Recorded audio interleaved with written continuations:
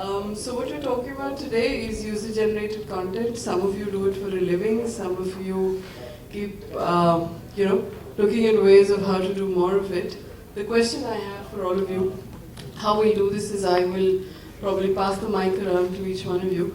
I have some thoughts when we get started on it, which is, everybody's talking about user-generated content. Everybody's using it differently. How do you see it in terms of relevance for your industry? How do you see it growing in the future? And as an old-time marketer, we've always created content in different ways or the other, but what's different? Why are we not talking testimonials anymore, but we're talking user-generated content? So I'd love to hear that from each one of you, and then of course we'll keep chatting. So, obviously user-generated content is picking up recently. Everybody's been talking about it. And as you rightly said, it's really getting beyond that whole stage where it's just about talking about reviews or ratings. And typically until now, that's just how it has been perceived in the e-commerce space. But I think moving forward, what's really changing is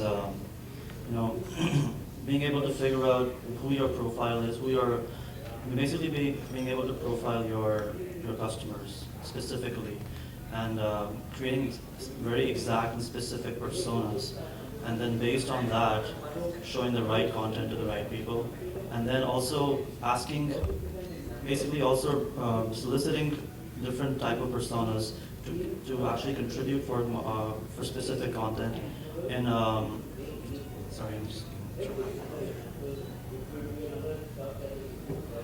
So basically, it's not just about the content that gets created, but it's also about asking specific type of customers to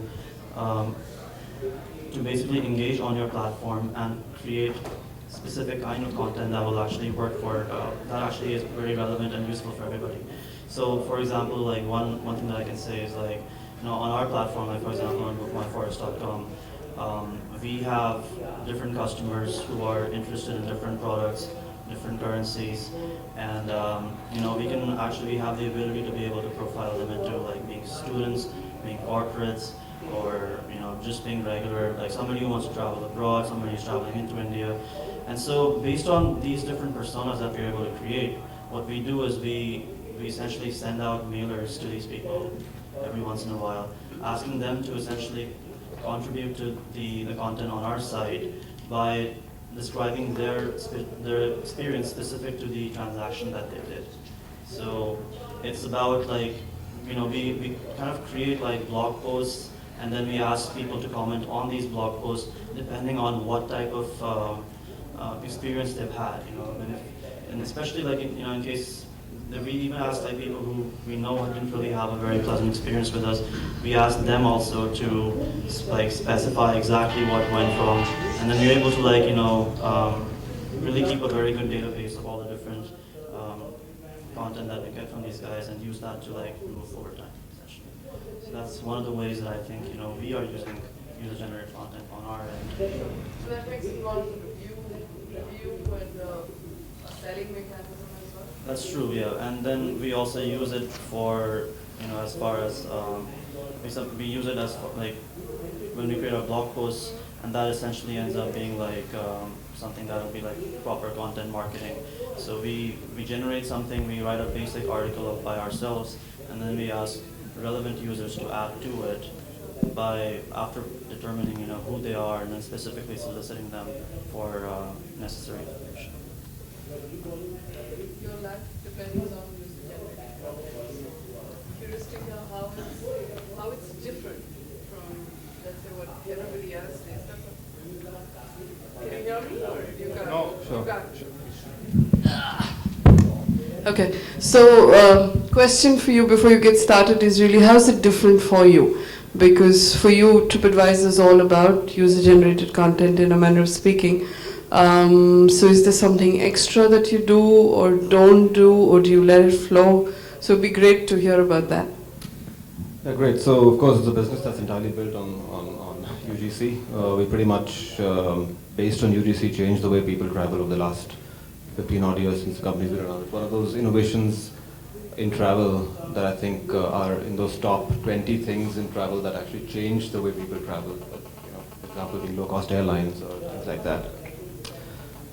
We get them at the rate of about 200 contributions a minute now. We're on to about 200 million reviews and opinions. So clearly, from our perspective, it's a business built on reviews. We still have a very close focus on attracting more and more content. And of course, in delivering this content in ways that are easily consumable by users now, because now we've got 1,200 reviews on the Taj, Mumbai. The 1,201st review doesn't really, it matters, but it doesn't really matter to a user who has to go through 1,200 reviews. So for us, I think what we want to do is make that content more palatable, make it more discoverable, make it more relevant and obviously consumable to the user. And to that end, we are obviously introducing functionality that makes it easy for you to get a gist of a summary of the hotel on the page right on. Right. Apart from that, a couple of things that I want to talk about that we did recently that were game-changing for us with the whole instant personalization thing. Right, where basically when you land on TripAdvisor, you're able to look at friends of yours that had been to the places that you're researching or had written reviews on the hotels or the restaurants that you were looking at. And that is something that basically brought the whole circle back to, TripAdvisor started off as something that were leveraged on the wisdom of crowds, right? And then with IP, instant personalization, we brought it back to the wisdom of friends, which is how people used to travel back in the day when going to a place, you call up a friend and ask them about. And now you can do it on the site itself. So that was what we saw was that introducing the friends graph on the site not just increased our engagement of those users who would see their friends by almost 2 times, but also increased the content contribution of those users. And in combination with things like the social emails that we send out, which is which a few of you might have also seen, that when a friend of yours visits a restaurant or visits a hotel, you get an email saying that Shalini was recently at this place and she wrote a review, and that increases the content contribution rates of people who get those emails are also 1.5 times or even higher sometimes. So that's something that we did that was really cool and that changed the game for us recently. Apart from that, of course, there's mobile and there's a ton of stuff that we're doing around it because now more than half of our traffic comes in through the mobile. Speaking of India itself, I think in the last 9 months I've seen our mobile share go up 16 percentage points in just 9 months. So it's just rapidly going there. And of course, that also allows us it allows the user to really use it in different ways now. So earlier what we saw was that people were actually using the mobile more in destinations. So to look at restaurants around you, to check out reviews of restaurants around you and attractions around you. But now they're using the mobile device way ahead in the planning cycle as well. So 15 days on, or within a month, or 20 days ahead of actually being in destination, they're doing their basic research on the hotel on the mobile device itself. So that's, and it also gives us the ability to do some interesting things like prompt people when they're at a POI, at a point of interest, on contributing on the POI. Right? So that's contextual prompting when we know that the user is logged in and he's there. Why don't you write a review? Why don't you take a picture of the Taj Mahal and upload it? And things like that. And that will rapidly further accelerate the content that we have. So those are just a couple of things that we are seeing, and I could go on about because this is just our business, and there's a ton of things that I could. But as we go on in the discussion, I'm sure I have to. Sure, Pradeep. Good to hear from you from a non-brand perspective. You've been seeing a whole host of people jump into this space. I'm sure doing it differently. What would be good from you to hear is what's the continuum? What is the continuum you're seeing right now across brands? How people using it and how different is the whole usage? So. Sure, Shalini. So hi guys, good afternoon. I think this is a tough time to be having an engaging session, but I think the topic is relevant. Would be great to have content for this session also coming from the users. So we would love to have as many interactions possible. We are into digital marketing education. So over the last 5 years, the number of trainings we have done, among them we would have at least done 100 corporate trainings, so at least 70, 80 CMOs or CXOs, and at least I think 50 of them would be large brands. One of our common experiences, I think the trend is changing, but people know that in today's digital world, content is the key, right? Because it's a content which represents you, your brand, and even as an individual. And people know that, content is the key, but in our experience, we have seen that people have always underestimated the importance of content. When they start, they think that it's very easy to create, or they think that someone else can create it. The way people would outsource software development, a lot of even digital marketing, they think that they can outsource in that way. So that way, I think one way the best way to be a brand today is to be a publisher, when you are not actually a publisher, right? In the sense that you have so much content and conversations around that, where your brand is having conversations with relevant people. And user-generated content in one way allows you to be a publisher without owning a content or without even creating a content. Of course, it requires a different level of skill, it requires a different level of challenge. But I think if this cycle can be cracked, then without owning a content, literally you become a publisher, and this content is far more valuable.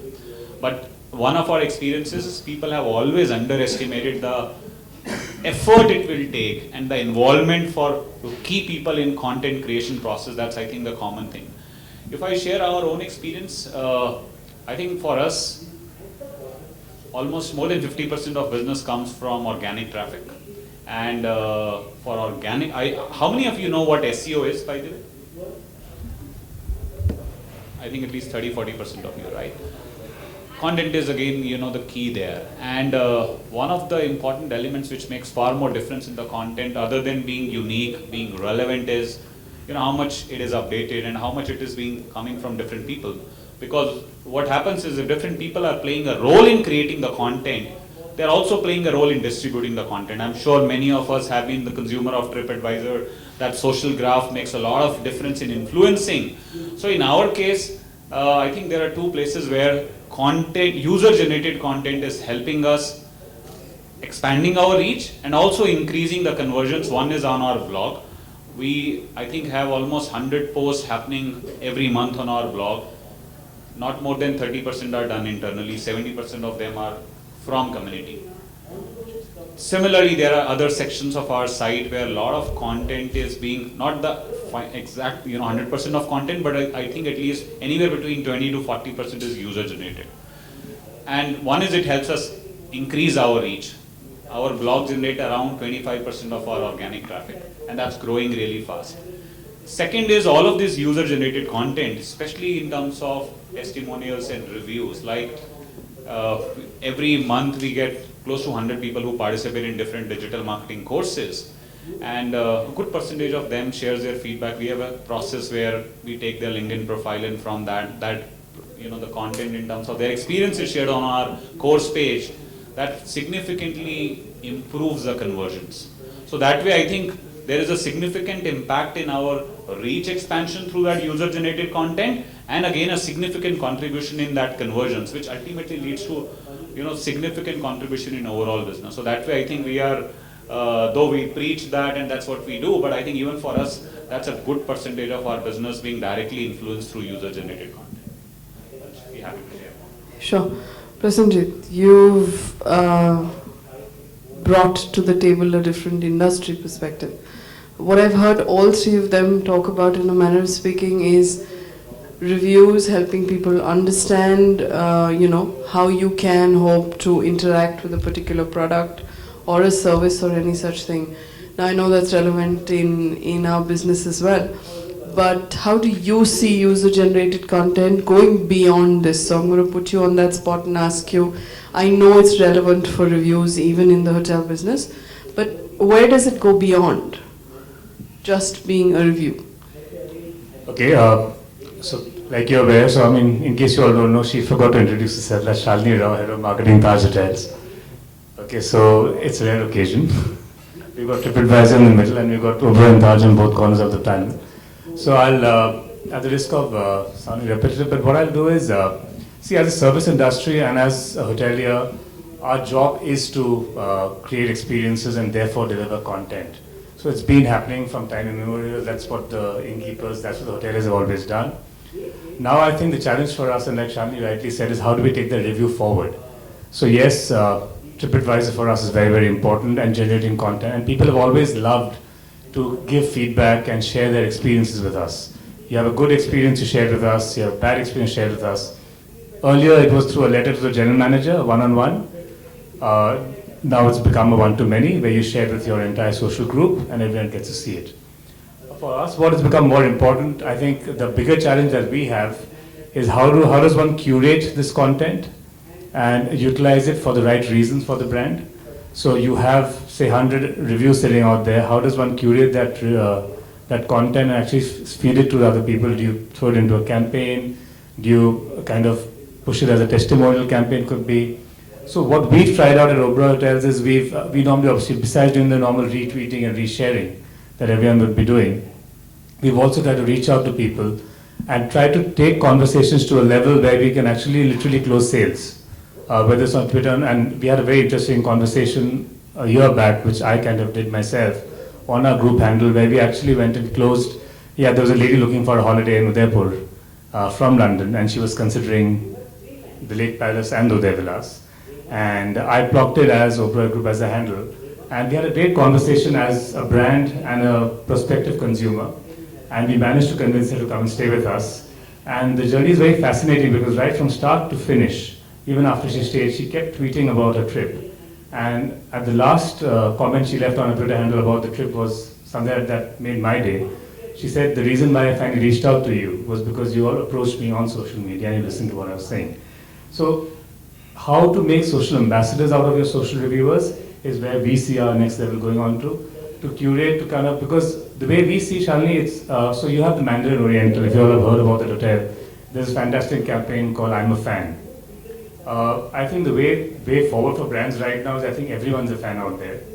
It's how you kind of pick up your big guys, and they don't necessarily have to be celebrities like a Kevin Spacey or somebody else, but they could be a little mini guys, and you have your YouTube sensations all over the place, which probably you and I have never heard of, but they are celebrities in their own right. How do we use that kind of impetus to push your brand and promote your word of mouth? Because service industry does work very, very strongly on word of mouth, which is why people like TripAdvisor play a very, very important role for us. So I'd say take it to the next level, create ambassadors out of your reviewers.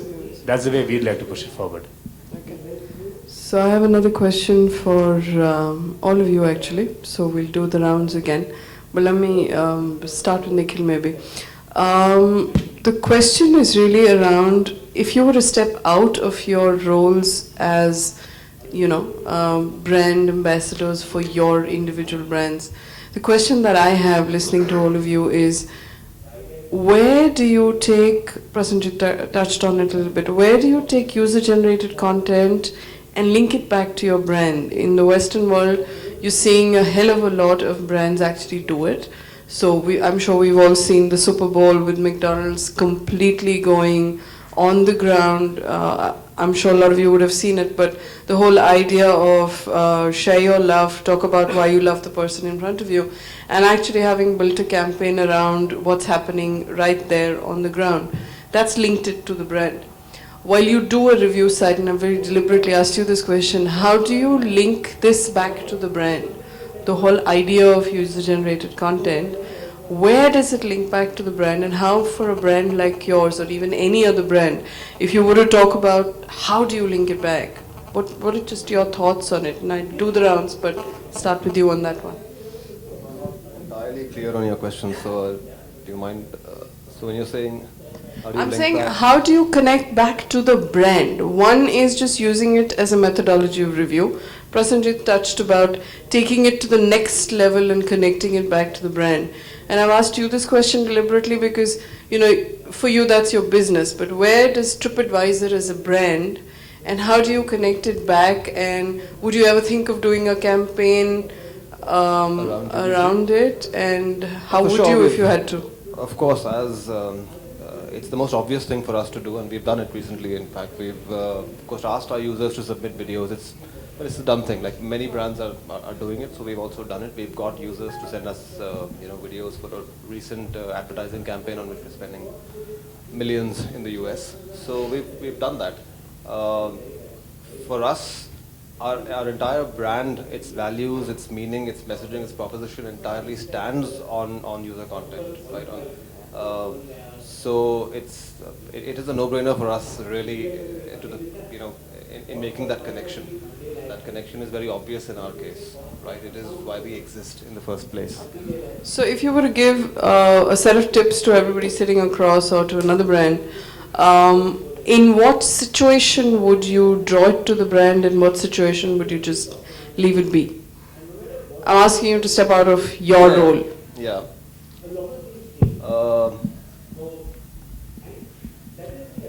So I don't see any particular situations where I would let it be, right? I mean, there's this clearly immense power today in getting the consumer, the consumer's interaction with your brand, the way he uses your brand, the way he experiences your brand. I think there's immense power in bringing that to light and in kind of using it and leveraging it to further enhance your brand or create or further enhance your brand's messaging and its values that it stands for, or adding new dimensions to your brand values, right? So you never know from all the experiences that are out there. You might get some new dimensions that your brand could kind of add to its core set of values.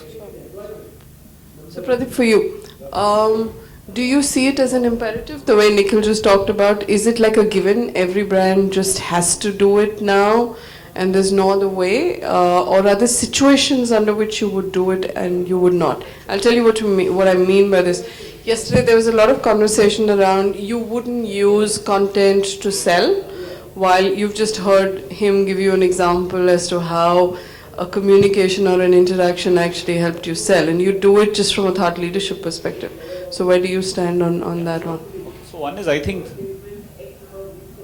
a lot of what you do with the content is also how you listen for content, right? For a lot of businesses, I'm sure, like what the example Prasenjit gave is, there is business out there if you can really listen well. For example, for us, there are people who are talking about their interest in learning digital marketing. So if you are able to listen that well, there is a direct business out there. You would directly engage and you would have a conversation directly about your product. We see a lot of people participating in our programs purely because we could listen in time.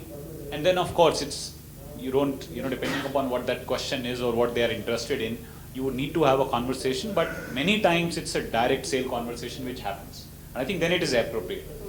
But I think what you were talking earlier or what Nikhil was sharing, I'll share two great examples of businesses where people took to the extreme level. Like, I don't know how many of you know, Coke, when they got about starting on Facebook, there were a lot of pages which were already on Facebook. And I think that story is long popular, I think a long time back.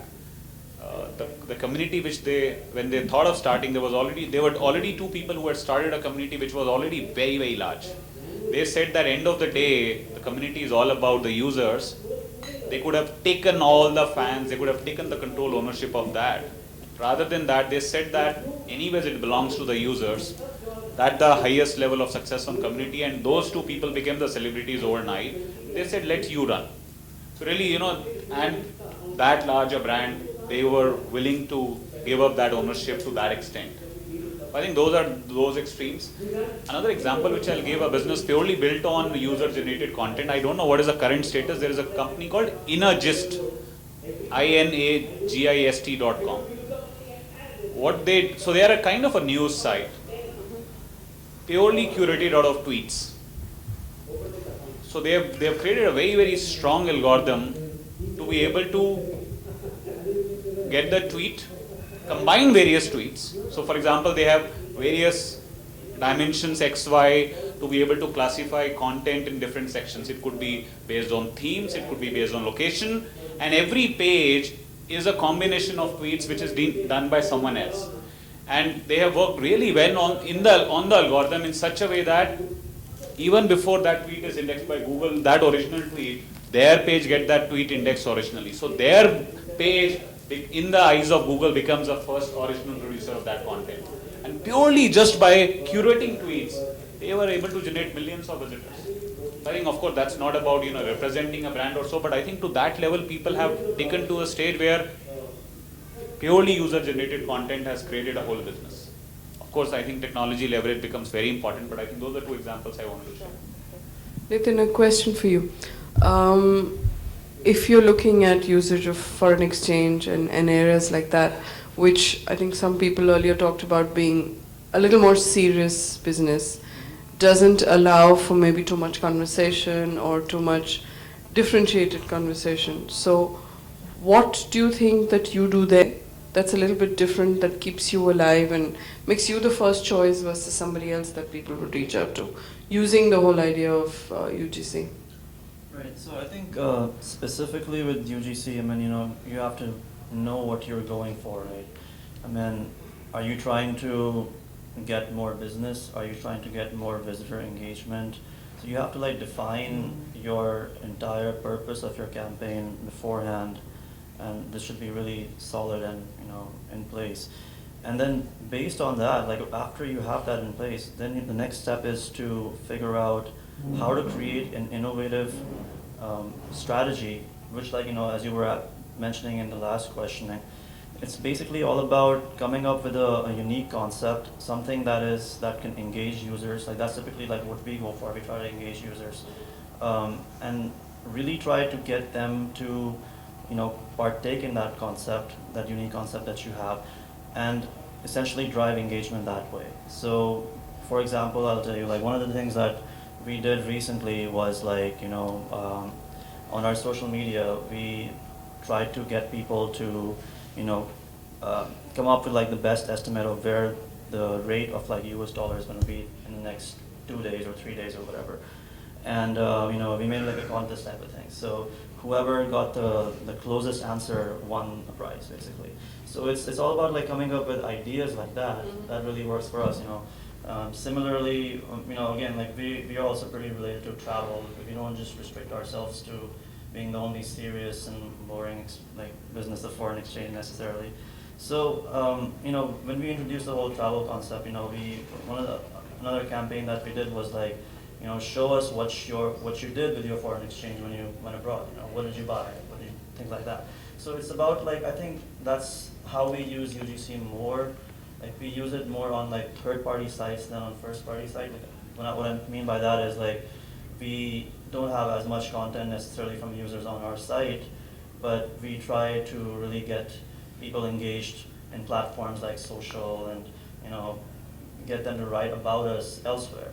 And I think that really is one of the things that in our business that really works, because it's, like you said correctly, we don't really have that much scope to introduce a whole lot of UGC in our business. So we pretty much keep it on external sites and manage like that. Thanks. Prasenjit, that next one's for you. One of the biggest nightmares, there's a dream to UGC, there's also a nightmare that it could go completely out of control. And in a lot of reviewing kind of situations, you end up with something being said that you may not necessarily want to have out there. What's your view? I'm not going to ask you what you do, but I'm going to ask you what's your view on this whole idea of control? Because on the one side, you want to open it up, you want to have conversations with people. On the other side, I think as marketeers, you're a little worried about what's going to go out there. So what's your view on that? So my view on this negative content, positive content thing is, the content's going to be out there, so you might as well go and accept it. It's how you manage it, I think, is what's very, very important. So the two schools of thought, right? So there's one school of thought that'll say, okay, negative review, delete, disappear. Okay, the other school of thought, which I actually positively believe in, is if it's negative, handle it openly. If you do a good job handling it, it'll actually get you more advocates than losing people. And just to give you an example, if it's a review site, it could be a TripAdvisor, Holiday, it could be anybody else. If you have only good reviews on the site, you're just too perfect, right? So it kind of doesn't lend to the story correctly. So I think it's how you handle it, how you position it. So yes, there is always a risk of something going wrong in service, and could be in any industry. It doesn't only have to be hotels. Thankfully, in hotels we are slightly more insulated. But in insurance, where I was before this, I mean, I'd have nightmares when I do a marketing campaign on how my agent would go and sell it to a consumer at the end of it. And believe me, it's scary. Because the mis-selling that could happen could be completely out of whack. So yeah, you kind of take it as it comes, and you need to manage it well. So the worry is there, but I think you just need to kind of exist long. That's my belief. So I think removing or getting worried about it is not the way. It's like any other consumer complaint would come. How do you handle it on the ground running with an audience around you? Is I think what's important. So to add to your question, really, I'm going to ask both of you. TripAdvisor, you guys can't control, right? TripAdvisor, you guys can't control. But your own Facebook pages, what is your approach to it? Can I go and write a negative comment on your Facebook post, and will you let it remain there? Because I recently went to a large automobile brand's Facebook page and I wrote something, and they deleted my comment and they blocked me from their Facebook page. And I'm a consumer of theirs. I drive their car. So what is your approach in such situations? Leave a negative comment on my Facebook. Would you? So if I go and write something, would you leave it? I'll respond to you. I won't delete it. So same thing, if I may. It's like flipped. You put me on a panel instead of moderating, but we leave it as well too. But I think we definitely leave it there. We don't take it off. But I think what we try and do, to his point, is we try and deal with it. We try and deal with it openly. Talk to the person if necessary, but also respond exactly in the same medium. And no, we don't delete posts at all. So we actually leave it there. At times, yeah, you might want to take it offline if the person is more comfortable, but you deal with the problem. And normally the fair share of measure of success for that would be that the person either deletes it himself or leaves a comment saying, I'm very happy the way you did it. Or leaves a positive comment, and actually we've seen that where they've actually said, yes, somebody called me and thanks a lot, good of you to respond. So we've seen, I'm sure you've seen some of that too. Yeah. Pradeep, you want to say? So I think, especially when we started our journey, we used to do social media workshop 5 years back. And one of the common questions we used to encounter from people, especially CMO at that point of time, was common myth that if we go on social media, there will be a lot of negative conversations. And as Prosenjit said, reality is you don't have a control. Channels are even more today, they are even more bigger. I think classic example is direct to Dell. How many of you have heard about direct to Dell? I think that's best example of this scenario. So what had happened long time back was one of the Dell customers, while he was using laptop, the battery blasted. And he was of course frustrated and he complained to Dell. They did not listen and he blogged about it. And then that message became viral to the extent that Michael Dell had to come and give a public apology. Then Dell realized that if our customers are dissatisfied, the minimum we can do is we can give them a channel to reach out to us. And they opened a channel called Direct to Dell across multiple channels. And that philosophy is, I think, today being endorsed by a lot of brands. And I think, as I shared, you don't have a choice. Your customers are going to talk. There are many more places where you don't have a control. And definitely, I think worst thing is you delete or block a person. Definitely, you need to respond. And I think one thing which I would want to add is make sure that even if the conversation is handled or the case is handled offline, you complete that online. Because a lot of people who are seeing that, listening to it, they are not clear that whether that case is dealt with. Either the customer says that I am happy, or you make sure that you have dealt with completely. Because a lot of other people are still on the fence. You have to close the loop. Just to make one last point out there about the comments and negative comments. Contrary to popular perception, the vast majority of comments on TripAdvisor are actually positive. So, and you guys must have noticed this yourself as well. The average rating on TripAdvisor out of 5 is actually 3.9 or 4.1 or something. So that just shows that the vast majority of reviews that are coming in on accommodations is actually positive. Yeah, so I don't really think people are negative as people. Yeah. So no one wants to really just keep hammering everyone all the time. So these platforms are not just places where people go and rant, they mostly go and rave. That's the reality is that they mostly go and... Completely. So I think it's just about sharing an experience. It's a platform you talk about it, primarily it's a good one you talk about it also. So I'd love to turn this to the audience for a second and do a show of hands. How many of you would hate it if your posts were deleted? If they were negative or otherwise? Just a show of hands. How many of you would find a way to do a backlash? You have your answer, and I'm sure you will as well. So just a last one for you all, and then we'll open it up a little bit. Is if I were to, and I'll again pass it around, but if I were to ask you, what are the 2 things that everybody who is embarking on this journey, who's maybe midway through this journey, that's important to remember going forward when you're looking at user-generated content? What in your experience is important to keep in mind if you were to actually say, these are the 2 things I'd never lose sight of? Right, I think as I've already mentioned, the first and the most important thing is to figure out what you want to do with user-generated content. That is by far the key. I mean, like, sometimes people just do it for the heck of it. They don't really know what they want to do. They create a strategy, but they don't really know what they want at the end of the day. So that's one thing I would say. The second thing is, again, figuring out who your target audience is. Who is it that you're targeting? How do you want them to contribute content to you? So again, I think that's one of the things that I also mentioned. If you can segment your audience, if you can really figure out, which person would be more appropriate to contribute a certain amount of, like, a specific type of content, then reach out to them, ask them to give you that content, and really, that's, I think, the two major things that come to my mind. I think there's really only one thing that, and primarily from our experience with hotels and restaurants, that that we'd like to say, is that aggressively embrace it and collect it at scale. Every experience, every purchase, every experience at your establishments is the opportunity for a user to contribute a review or an opinion. And you can soon see that this becomes, you can be collecting hundreds every day if you wish to, and only when you start collecting it at that scale does it start becoming really useful to kind of detect patterns, draw useful feedback, and use it obviously on your own platforms, which then further gets you even more. I mean, search, of course, is one great you mentioned.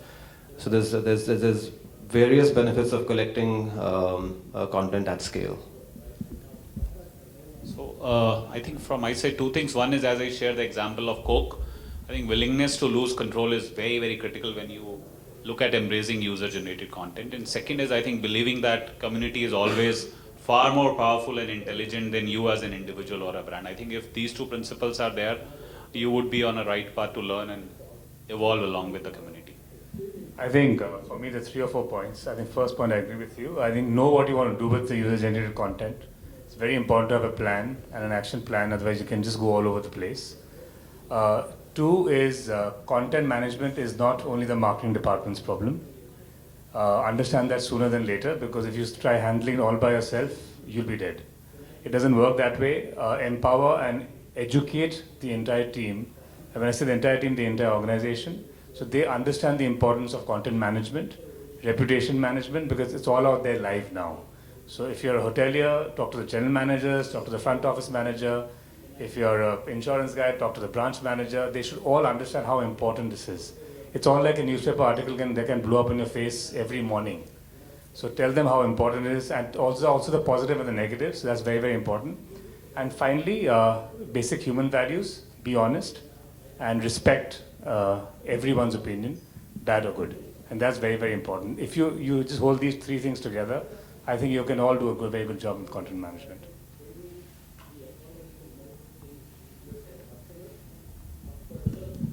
Any questions? Let me open it up to the people there. Any questions that you want to ask them? Any comments? Anything you want to say? Any user-generated content for this panel? For the panel. Sorry, I asked one question. I'm loud enough, I think. So 2 things. Obviously, the brands, that you represent, are sitting on a wealth of user-generated content, and a large part of it is, people who've had great experiences. I think one is, how are you kind of, harnessing that? Because you spoke about campaigns, etc., around it.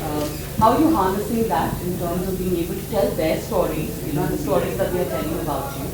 And so are you using any form of technology, to kind of get these advocates, stimulated to even further tell their stories? And 2 is, how do you measure it? What are you using to kind of measure it? I don't know whether there's an answer or not to it, but,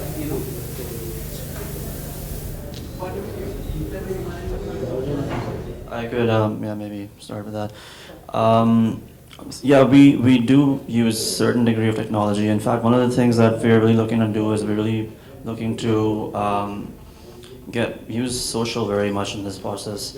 So again, like if you sync up with Facebook, like for example, if you ask people to log in with Facebook and Twitter or whatever, you get a lot of information through that channel. Nowadays, you also get a lot of actual information from Google Analytics as well. So that is one of the main things that we do. We try to segment our users, and then based on that, we try to get them to provide us with certain amount of content. So that is one of the things that we use technology for specifically.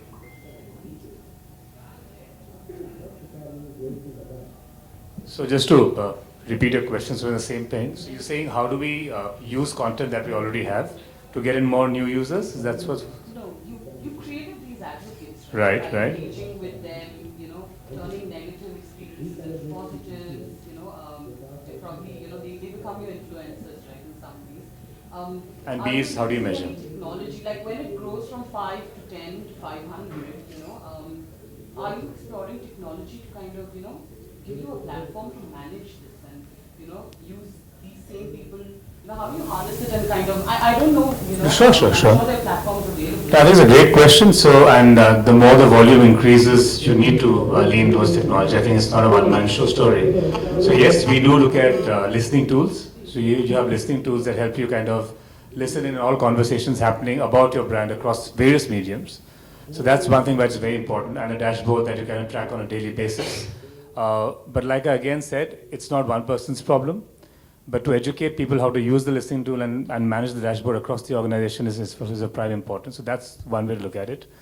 Two is, I'm sure you all know this and agree with me, word of mouth is the largest way a marketer can actually work in a travel brand, especially in hospitality brand.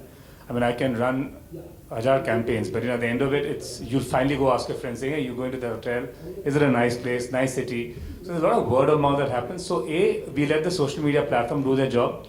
So if a person leaving a good comment, the retweets happen, whatever happens, so you do it all by yourself on your own handles, and they do it themselves. So that happens. Two is when we're talking to guests from a country and they're inquiring, you share experiences with them one-on-one. Saying, Mr. Smith came down and this is what he had. In fact, I think you all did these lovely films where you used guest experiences to promote the hotel. Taj did some nice films. And various brands are doing, consumer stories, like testimonial kind of stories. So that's another way of using it. Your second part, where you actually mentioned, so what was the second question again? I think it's connected. That'll be connected, right? Is a measurement. Measurement also obviously is the negative positives. And if they're negatives and positives, how quickly are they responded to, how well they're handled. That's pretty much it. And that ORM tool kind of really helps you do all that stuff. To add to what Prasanjit said, I think we also being the platform, we built the platform, right, to continuously amass this content at an amazing rate. What we do is also provide the content that we have and allow other brands to leverage it. So we have products and solutions that enable the content that's on TripAdvisor, for example, on the Oberoi hotels or the Taj hotels, for them or anybody else. We've got widgets, we've got APIs that they can basically pull the content live from TripAdvisor and feature it on their own websites. We also offer solutions where they can use our platform to collect more reviews. So there's something called a Review Express. There's something called a management dashboard where, again, as a hotel, you can log in and view the content that's coming in. You can view the content that's coming in on your competitors. You can collect more content. So there's a bunch of stuff that we, give out to other partners, to enable them to leverage the platform. I think on tools, there are a lot of tools from free to the very, very extensive tools like Radiance 6, Adobe Social, which gives you a lot of sentiment analysis and a lot more quantifiable data about how people are talking about you. I think something relevant, not directly answering your question in terms of one of the great advantage of technology is to be able to identify who could be influencers. There are two great tools which I've recently discovered. One is called BuzzSumo, which helps you identify or curate both influencers as well as content. And there is another called Right Relevance. I think both have a trial version as well as a paid version. And there is another on Twitter called Twitterland. So these really help you identify who could be your potential brand ambassadors, who could be your potential influencers, and what kind of content in your industry, in a particular geography, who is already being shared. So that gives you inputs out what kind of content you should be interested in. The other one, I think all of us have chosen to answer your question. The other one is, I won't give our example, I'll give you the example of a brand that I think does it very well, is Harley, because they've taken it to the level of building a community, and I think that's where you can take user-generated content if you do your analytics right, you have a large enough number, you build a certain community around it, and there are various communities that even we work with. For example, I hate to do this, but I will anyway try. But for one of our brands, Vivanta, we have something called Divas of Rock, which has got to do with upcoming artists who perform. And music is in the genes of the brand, and yet it's a community that gets created of people who want to come and hear a certain amount of rock. And so, yeah, that's the other way you can take it to the next level as well.